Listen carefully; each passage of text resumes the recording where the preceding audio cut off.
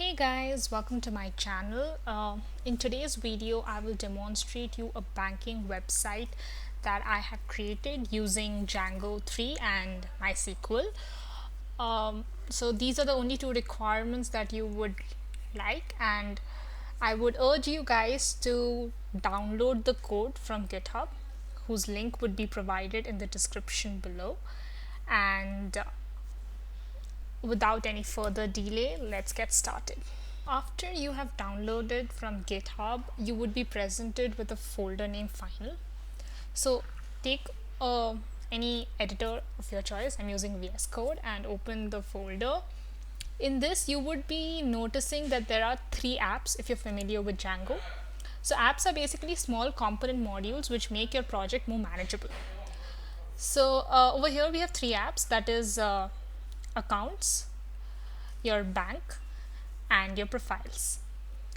So to begin with, bank is the thing that's already been created, and the other two, that's accounts and profiles, are the two apps that I have created for my functionalities.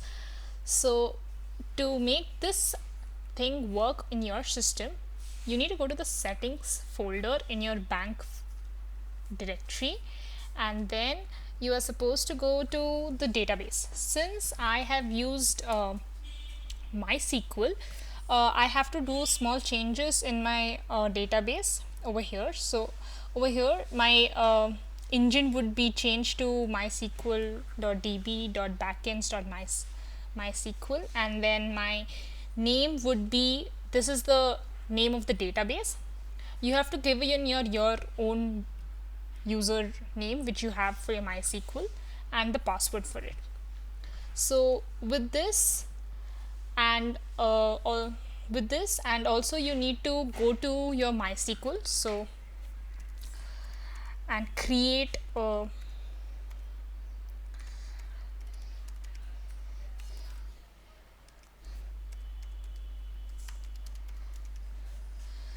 go to your MySQL and then create a database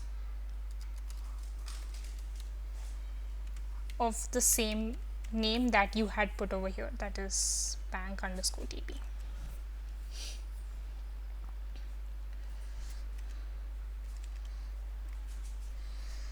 So with this, I'm sorry, I already have a bank database created, but go ahead and create it with this command. And after that, after you have successfully created your bank database and have done the connection over here, I think you're good to go. And for the further demonstration, and look at how the program would look, website would look in your localhost. With the changes done in your settings.py and creating a database, now we are good to run the code. So first of all, be in the current directory, that is final. Inside final, your directory structure also should be like this. So you would have all these files present in the directory final. And then I'll also show you which Django version I am using.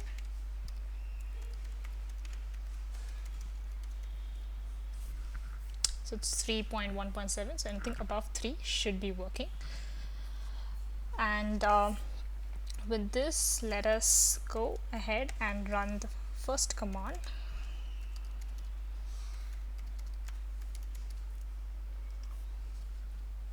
So no changes detected. You may have some changes since the first time you're running it, and you have to populate your database. Since my database is already populated, I would say no changes detected. Then let's migrate it. So these are the commands that you need to run the first time you do this. So there are no migrations to apply. For you, you would get a whole bunch of migrations that you need to apply. And why so? Because you would have this thing in your models.py. If I'll just show you.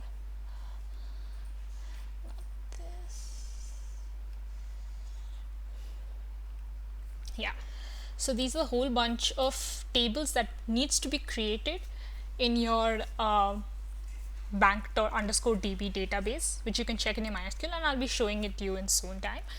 Also, an additional number of data tables would be created because I'm using the inbuilt library of Django for authentication, so that also would be there. So you would get a whole bunch of stuff saying okay, okay, auth, etc. So if there are no errors, you can proceed to the final step, that is running the server. So if there are no errors, this is the only thing that you would get. And with this, you can actually go ahead and go to this page. So you will be directed to this page, and I'm sorry this doesn't look that great, but you can obviously add your CSS and HTML styles to it. But this is just a basic thing that will do good for our functionality purpose. So before you start, you need to know where all these data that you're going to do put into this website needs to be stored, and whether your table is rightly created. So leave this hanging for now. Don't press Ctrl+C, else your local host will get disconnected. Go to your another tab, open MySQL, and then just use the database. Sorry.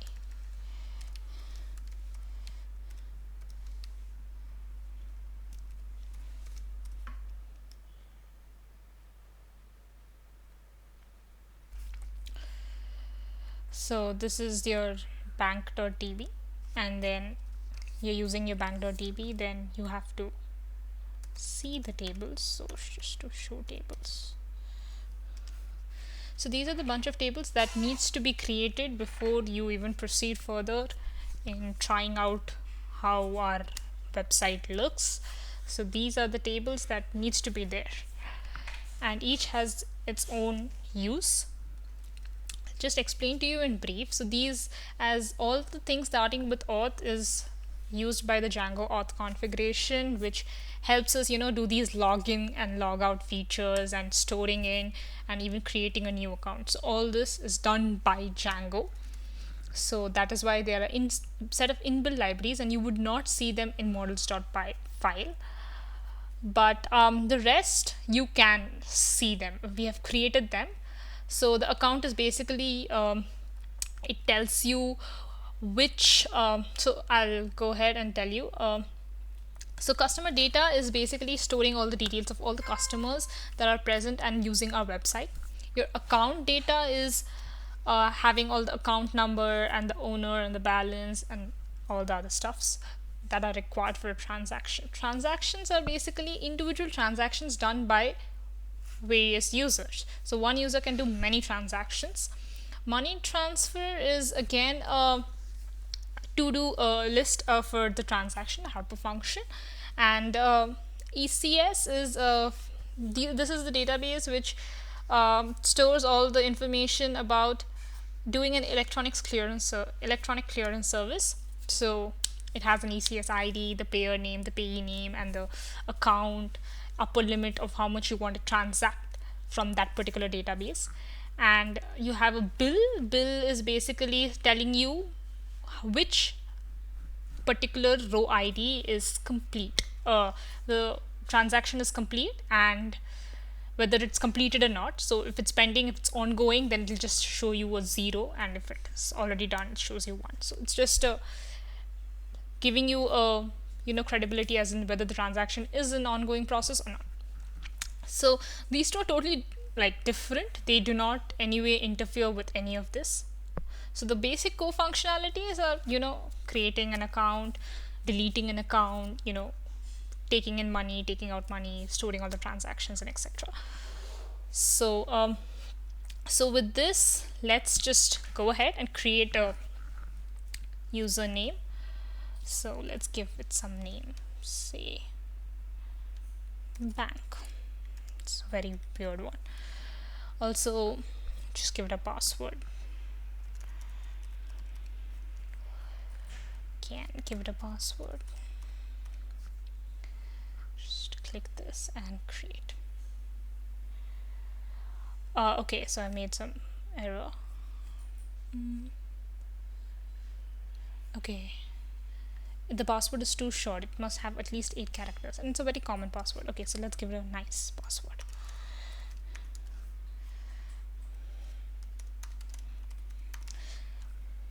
Again, all of this is done by the Django auth configuration, so you can see how powerful the Django configuration auth table is, auth configuration table is.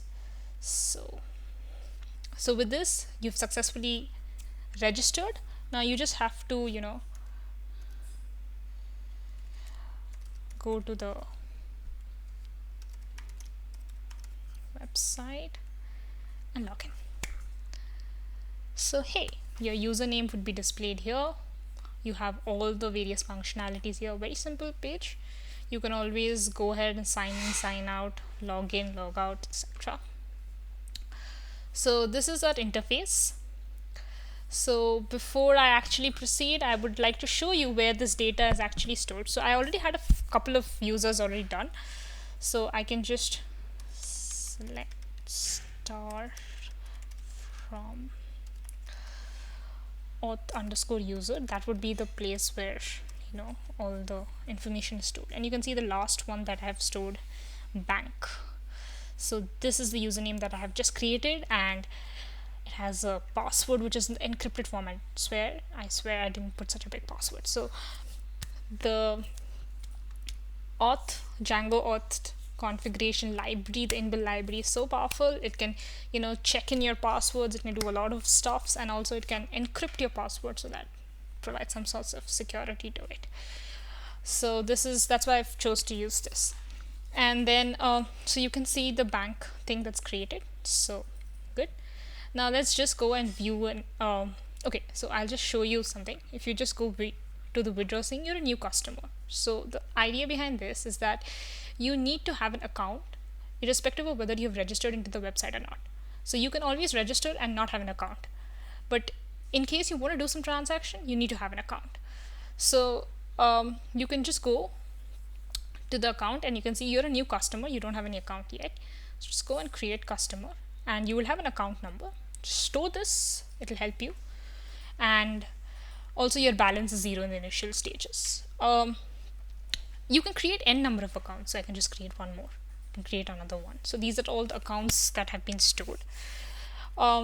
Also all of them have the same thing. If you want to just close an account, then just copy paste the thing. Let's say I'm just doing this, so I want to close this account. I close, and you can see the account number is not there. So if you want to know where this all data is stored, you can just go and select star from account.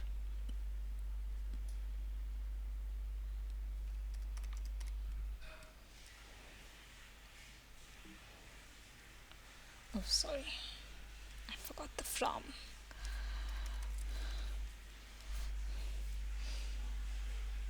Okay, you would not understand anything from here. From customer also.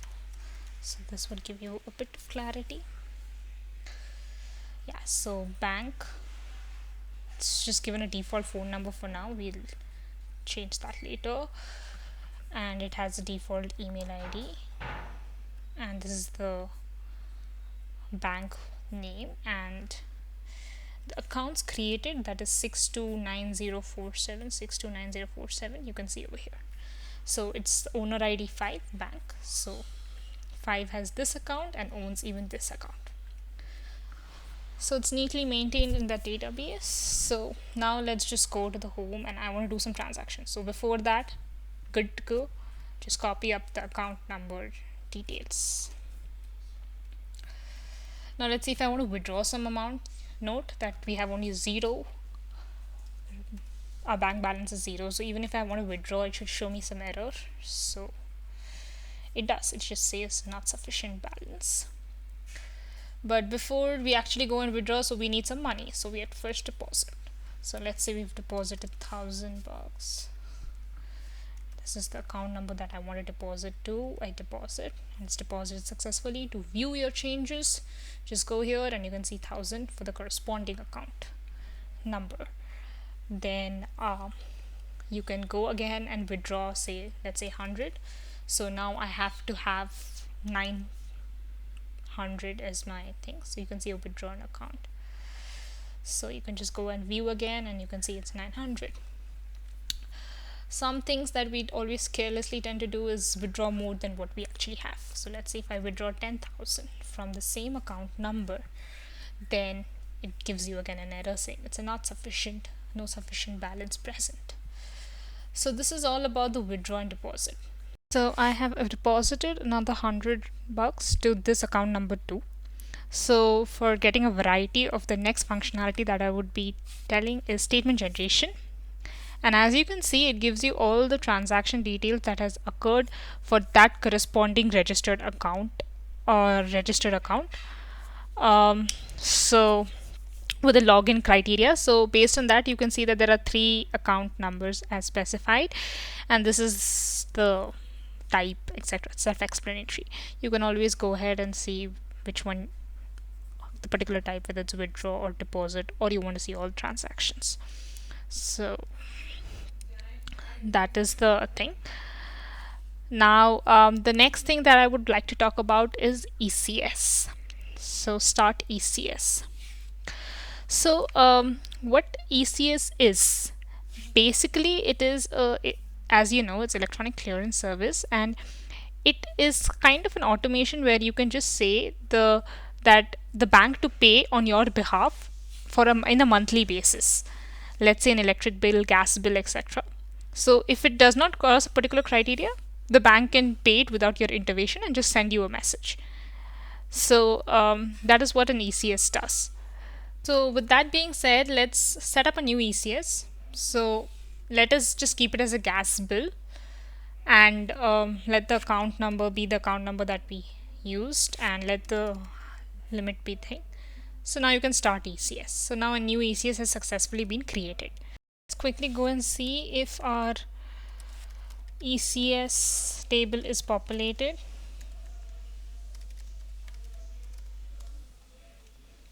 So you can see that ECS ID 6 with gas bill has been populated. So now this website is only from the customer's point of view, and that from the banker's view is not taken into account. So let's assume that the banker has sent a bill, let's say sent a bill to us, and we have to have an authentication to pay it or not. So we just have to click a button pay and it will automatically pay it. So that's our idea. So we first have to populate the details where the banker would actually fill. So for that I'll just show you. We have to populate the bills table. So so this is how my bills table looks. So I'll just insert into the bills table.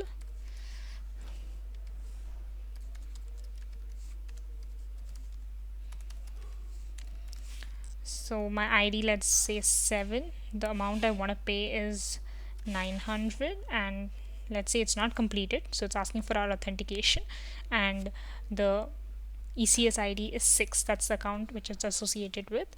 So I inserted into this. So you can see it's populated. So now what I would assume is that I would have a separate pay biller. So when I say a pay biller, I will have the bill ID, gas bill, paid, and if I just say pay bill, there would be no bill to pay. So you just have to click that pay button for it to for the banker to pay, instead of typing in the amount and sending it monthly. So that's it. This is all about the online thing. The next video I would try and go ahead a bit more into the code. So this is all about the demonstration.